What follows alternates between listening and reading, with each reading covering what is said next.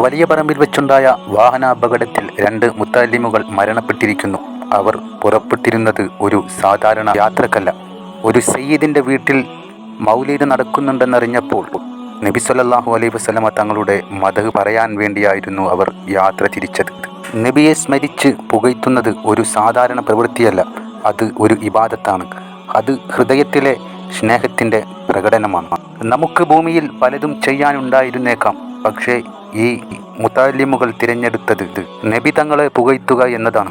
അതുകൊണ്ട് തന്നെ അവരുടെ ലക്ഷ്യം സാധാരണമായ ഒന്നല്ല. ഇവർ യാത്രാമധ്യേ മരണമടഞ്ഞുവെങ്കിലും അവരുടെ നിയ്യത്ത് വ്യക്തമായിരുന്നു.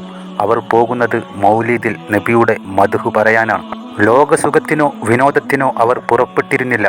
അതുകൊണ്ട് അവരുടെ അന്ത്യം ഒരു സാധാരണ അന്ത്യമല്ല, മറിച്ച് ദീൻ കാര്യത്തിൻ്റെ വഴിയിലുണ്ടായ പുണ്യാന്ത്യം ആണെന്ന് വിശ്വസിക്കാം.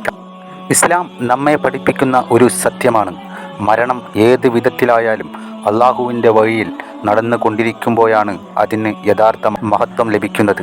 ദീൻ പഠിക്കാൻ പോകുമ്പോഴോ പഠിപ്പിക്കാൻ പോകുമ്പോഴോ ദീൻ പരിപാടികളിൽ പങ്കെടുക്കാൻ പോകുമ്പോഴോ അള്ളാഹുവിൻ്റെ സ്മരണക്കായി നടത്തുന്ന യാത്രകളിൽ മരണപ്പെടുമ്പോഴോ അത്തരം മരണങ്ങൾ സാധാരണ മരണങ്ങളല്ല, അവയ്ക്ക് വലിയ പ്രതിഫലമുണ്ടാകും. സ്വഹാബികൾ പലപ്പോഴും പറഞ്ഞു, മരണം നമ്മെ ഏതു സമയത്താണ് തേടിയെത്തുക എന്നതറിയില്ല, പക്ഷേ മരണം വന്നപ്പോൾ നമ്മൾ ഏതു നിലയിലാണ് ജീവിക്കുന്നത് എന്നതാണ് പ്രധാനപ്പെട്ടത്.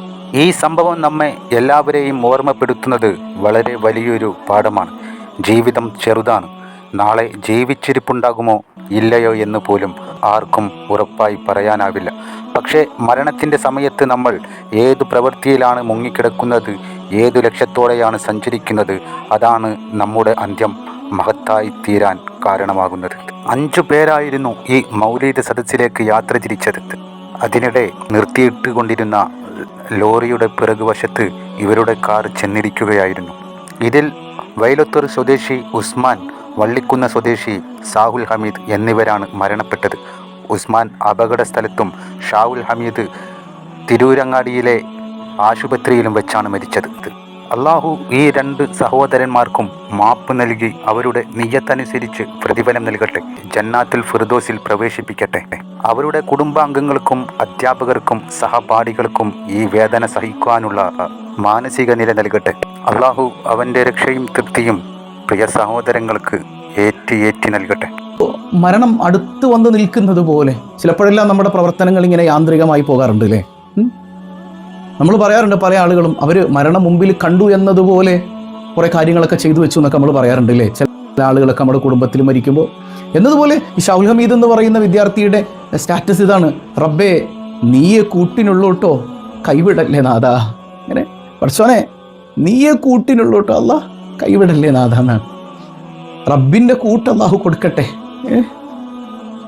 നാളെ പരലോകത്തേക്ക് ചെല്ലുന്ന സമയത്ത് റബ്ബുൽ ആലമീൻ്റെ തിരുദർശനം ലഭിക്കുന്ന മക്കളിൽ അവരെയും നമ്മയും അല്ലാഹു ഉൾപ്പെടുത്തി അനുഗ്രഹിക്കുമാറാകട്ടെ.